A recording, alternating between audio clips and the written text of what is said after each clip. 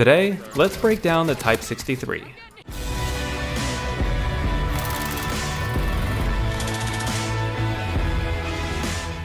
Just like the DMR-14, the Type 63 was once super meta and then it got nerfed and nobody ever touched it again.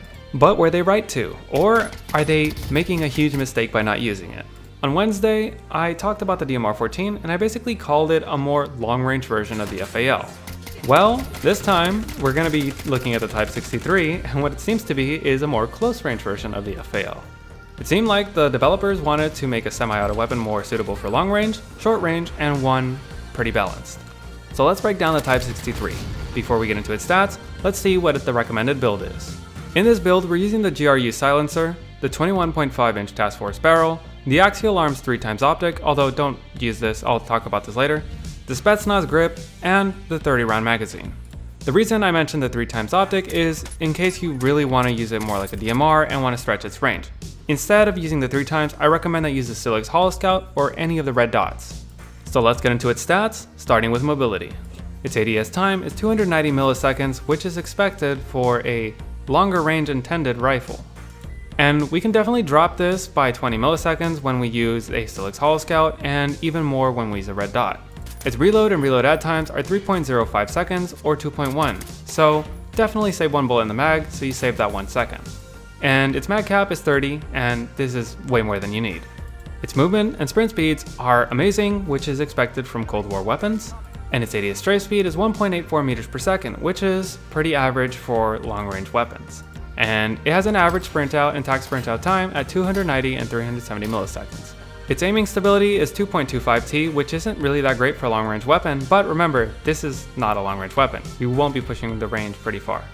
And its bullet velocity is 833.33 meters per second, which isn't that great, but there is very little chance that you'll be engaging targets past 80 meters with this anyways. And its rate of fire is 5.88 rounds per second, or 353 rounds per minute, which is extremely slow, especially for a weapon intended to use at close quarters, where if you miss a shot, you pretty much have lost the fight. So it gets a mobility score of 31. Its recoil is quite interesting. It is relatively low in terms of vertical recoil, but horizontally, it has a lot of bouncing and its visual recoil isn't the best.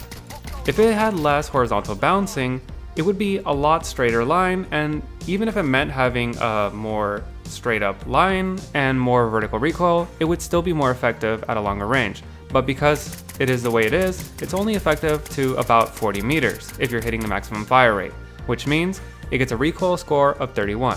Now, its damage, it seems like pretty good, and under 33 meters, it is absolutely great. It has a potential to get a 3-shot headshot, or 4 shots to kill in the upper torso and lower torso, and 5 shots in the limbs. However, you can still get a 3-shot kill if you get 1 headshot, 1 shot anywhere in the upper or lower torso, and even 1 shot in the limbs. Most likely though, in a realistic scenario, you probably will be getting a 4 or 3 shot to kill, which is really great for up close. And at longer ranges, so after 33 meters, it is pretty good.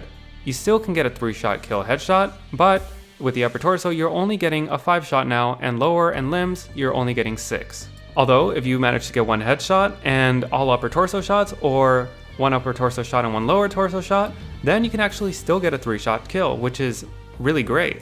But realistically, you're gonna get limb shots and that would increase your time to kill. So, in a realistic scenario, you're still probably gonna be getting a 5-shot kill, which is still pretty good at 720 milliseconds. At longer ranges, because of its bullet velocity, you will have to start leaning your targets, so even though you have a much lower rate of fire, and if you're tap firing, you'll be a lot closer to this rate of fire than with any of the other semi-auto weapons, it still would take too long. So it gets a damage score of 75. And when we add up all the categories, we get a final score of 137. So what is the best way to use the Type 63, and how does it compare to the FAL and DMR-14? This is a bit lower than both the DMR-14 and the FAL, and it's kind of obvious why. The DMR-14 has the same mobility, but much better recoil and the same damage, while the FAL has less mobility, the same recoil, but much higher damage. When comparing the Type 63 to the DMR-14, it clearly shows that the DMR-14 is more oriented towards longer range and the Type 63 to closer range. And when we compare the Type 63 to the FAL, we can definitely see that the Type 63 is better off in the first damage range. At longer ranges, the Type 63 technically does have a better TTK potential than the FAL, but you're very not likely to hit that 3-shot kill because at longer ranges, you'll need the precision and rate of fire, which the Type 63 does not have.